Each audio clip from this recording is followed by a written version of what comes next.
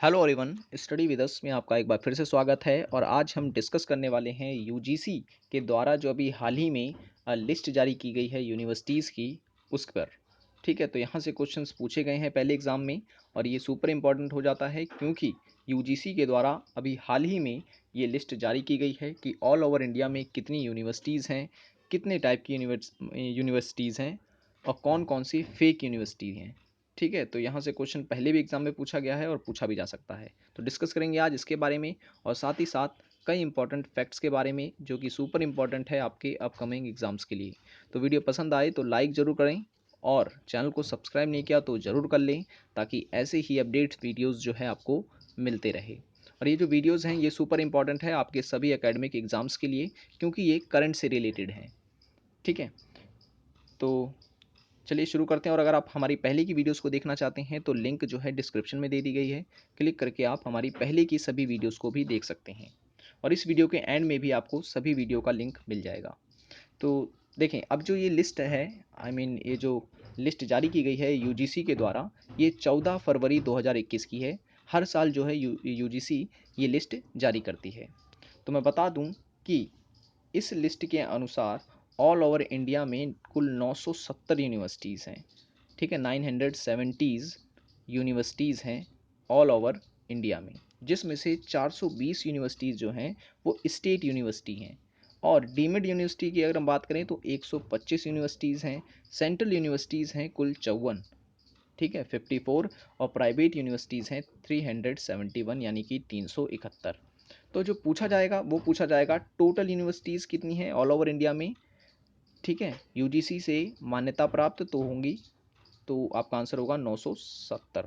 लेकिन अगर आपसे पूछे कि ऑल ओवर इंडिया में सेंट्रल यूनिवर्सिटीज़ कितनी हैं, तो आपका आंसर होगा 54, यानी कि 54। ठीक है, अब और कुछ बेसिक बातें जो आपको याद रखनी है जो पूछी जा सकती हैं। आपसे पूछ सकता है कि सबसे अधिक फर्जी विश्वविद्यालय किस राज्य में हैं, तो आपका यहाँ पर आंसर हो जाएगा उत्तर प्रदेश। ठीक है, उत्तर प्रदेश में सबसे ज़्यादा फेक यूनिवर्सिटीज़ मिली हैं अकॉर्डिंग टू यूजीसी। ठीक है, और अगर आपसे पूछे कि सबसे ज़्यादा स्टेट यूनिवर्सिटीज़ किस में हैं, स्टेट यूनिवर्सिटीज़, तो स्टेट यूनिवर्सिटी सबसे ज़्यादा हैं उत्तर प्रदेश में ही। ठीक है, यूपी में ही सबसे ज़्यादा स्टेट यूनिवर्सिटीज़ हैं। देखें, आज जो है मैंने क्वेश्चंस को टाइप नहीं किए हैं, तो इसलिए मैं सारे पॉइंट्स ऐसे ही बोलूँगा, और आप लोग चाहें तो उसे लिख सकते हैं। ठीक है, और उसके बाद अगर आपसे पूछे कि प्राइवेट यूनिवर्सिटीज़ सबसे ज़्यादा कहाँ पर हैं। ठीक है, प्राइवेट यूनिवर्सिटीज़, तो प्राइवेट यूनिवर्सिटी जो हैं ये सबसे ज़्यादा हैं राजस्थान में। भारत का राज्य है राजस्थान। ठीक है, राजस्थान में सबसे ज़्यादा प्राइवेट यूनिवर्सिटीज़ हैं। डीम्ड यूनिवर्सिटी की अगर हम बात करें तो डीम्ड यूनिवर्सिटीज़ जो हैं ये सबसे ज़्यादा हैं तमिलनाडु में। ठीक है, तमिलनाडु में सबसे अधिक हैं। ठीक है, तो ये चीज़ आपको याद रखना है। ओके, तो इतनी पॉइंट्स आपको याद रखने हैं। और आपको जो याद रखना है जो एग्ज़ाम पॉइंट ऑफ व्यू से सुपर इंपॉर्टेंट है वो है डेज। ठीक है, आपसे पूछा जा सकता है कि टीचर डे कब मनाया जाता है, नेशनल टीचर डे, तो आपका वहाँ आंसर होगा 5 सितंबर। काफ़ी इजी है, ये नहीं पूछा जाएगा।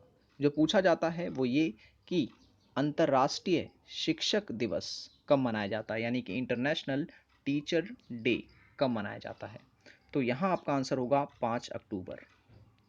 ठीक है, 5 अक्टूबर को मनाया जाता है अंतर्राष्ट्रीय शिक्षक दिवस। पूछा गया है और पूछा भी जा सकता है। ठीक है, और अगर आपसे पूछ ले कि अंतर्राष्ट्रीय साक्षरता दिवस कब मनाया जाता है, जिसे इंग्लिश में कहते हैं इंटरनेशनल लिटरेसी डे, तो इंटरनेशनल लिटरेसी डे मनाया जाता है 8 सितंबर को। ठीक है, 8 सितंबर को मनाया जाता है इंटरनेशनल लिटरेसी डे। अगर आपसे पूछ ले कि राष्ट्रीय शिक्षा दिवस कब मनाया जाता है, यानी कि नेशनल एजुकेशन डे, राष्ट्रीय शिक्षा दिवस मनाया जाता है 11 नवंबर को। ठीक है, 11 नवंबर को मनाया जाता है। और बाल दिवस की अगर हम बात करें, यानी चिल्ड्रन डे, ये मनाया जाता है 14 नवंबर को। ठीक है, 14 नवंबर को ये मनाया जाता है, तो आपको ये भी याद रखना है। ठीक है, चलिए नेक्स्ट क्वेश्चन। नेक्स्ट जो चीज़ आपको याद रखनी है जो पूछी जाती है एग्ज़ाम में, वो ये कि NITIE यानी कि राष्ट्रीय औद्योगिकी इंजीनियरिंग संस्थान, ये क्वेश्चन मैंने लिया है, ये पूछा गया था अभी 2018 के एग्ज़ाम में। NITIE जो कि मुंबई में है, ठीक है ना, ये चीज़ आपको याद रखना है। ये कहाँ पर है, किस राज्य में है, तो ये है मुंबई में, ठीक है। ओके, जो नेक्स्ट चीज़ आपको याद रखनी है वो ये कि आपसे पूछा जा सकता है भारतीय उच्च अध्ययन संस्थान, ठीक है, भारतीय उच्च अध्ययन संस्थान यानी कि IIAS, ठीक है ना, IIAS जो है ये कहाँ पर स्थित है, किस राज्य में है, तो आपका यहाँ आंसर होगा शिमला में है, ठीक है, शिमला में है। 1964 में जो है इसको स्थापित किया गया था। हिंदी में से कहेंगे भारतीय उच्च अध्ययन संस्थान, ठीक है। ओके, नेक्स्ट आपको जो याद रखना है वो ये कि वन अनुसंधान संस्थान कहाँ पर है, वन अनुसंधान संस्थान, तो इसका जो सही आंसर हो जाएगा वो हो जाएगा देहरादून में। देहरादून कहाँ पर है, देहरादून है उत्तराखंड में, ठीक है, देहरादून में। देहरादून कहाँ है, तो ये है उत्तराखंड में, ठीक है। और क्वेश्चन आपसे पूछे जा सकते हैं कैसे, देखें, आपसे पूछ सकता है कि केंद्रीय बौद्ध अध्ययन संस्थान कहाँ पर है, केंद्रीय बौद्ध अध्ययन संस्थान कहाँ पर है, तो ये है लेह में। लेह कहाँ है, लेह है लद्दाख में, ठीक है, लद्दाख में है।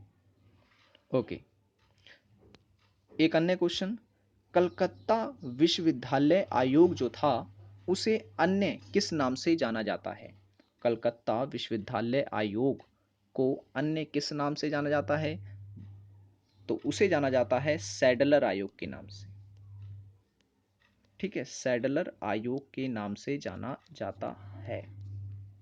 याद रखना ये क्वेश्चन पूछा गया है आपसे, इस तरीके से भी पूछ सकता है कि सैडलर आयोग को और किस नाम से जाना जाता है, तो आपका आंसर होगा कलकत्ता विश्वविद्यालय आयोग के नाम से जाना जाता है। नेक्स्ट क्वेश्चन आपसे पूछ सकता है कि केंद्रीय हिंदी संस्थान, केंद्रीय हिंदी संस्थान का कार्यालय कहाँ है, तो आपको याद रखना है कि इसका जो मुख्य कार्यालय है वो तो आगरा में है, ठीक है, लेकिन इसके कुछ कुछ नहीं 8 क्षेत्रीय कार्यालय हैं, ठीक है ना, 8 इसके क्षेत्रीय कार्यालय भी हैं। कहाँ कहाँ ये 8 क्षेत्रीय कार्यालय, दिल्ली में है, ठीक है, हैदराबाद में है, गुवाहाटी में है, शिलोंग में है, मैसूर में है, और दीमापुर में भी है, भुवनेश्वर में भी है, भुवनेश्वर, और अहमदाबाद में भी है, ठीक है। ये 8 कार्यालय हैं केंद्रीय हिंदी संस्थान के, ठीक है। अच्छा, एक क्वेश्चन और मैं बता दूं जो कि करंट से जुड़ा हो सकता है। आप सबको पता है कि मानव संसाधन विकास मंत्रालय का नाम बदलकर अब जो कर दिया गया है वो कर दिया गया है शिक्षा मंत्रालय। तो आपको पता होना चाहिए कि पहले इसका नाम, ये जो मंत्रालय है जिसका नाम बदला गया अभी यानी मानव संसाधन मंत्रालय, पहले इसका नाम जो था शिक्षा मंत्रालय ही था। तो मैं बता दूं आपको, इसका नाम बदल के रखा गया था मानव संसाधन विकास मंत्रालय। तो आपसे पूछ सकता है कि शिक्षा मंत्रालय का नाम कब बदलकर मानव संसाधन विकास मंत्रालय रखा गया था, जिसे अब बदल के फिर से शिक्षा मंत्रालय कर दिया गया है। तो आपको याद रखना है कि 26 सितंबर को, 26 सितंबर 1985 को ये किया गया था, ठीक है। शिक्षा मंत्रालय का नाम बदल के रख दिया गया था, क्या क्या रख दिया गया था, तो रख दिया गया था मानव संसाधन विकास मंत्रालय। और अब क्या कर दिया गया, मानव संसाधन विकास मंत्रालय को बदलकर नाम रख दिया गया उसका शिक्षा मंत्रालय फिर से, ठीक है। और इस समय वर्तमान में भारत के शिक्षा मंत्री कौन है, तो भारत के शिक्षा मंत्री इस समय रमेश पोखरियाल, ठीक है, रमेश पोखरियाल। ओके, तो ये तो था हमारा वीडियो जिसमें हमने डिस्कस किए काफ़ी इंपॉर्टेंट पॉइंट्स। आई होप कि आपने ये सारे पॉइंट्स लिख लिए होंगे, और नहीं लिखे हैं तो आप इस वीडियो को दोबारा से रिपीट करके देख सकते हैं और उन सभी पॉइंट्स को नोट डाउन कर सकते हैं। सुपर इंपॉर्टेंट है ये पॉइंट्स और एग्ज़ाम में पूछे जाते हैं।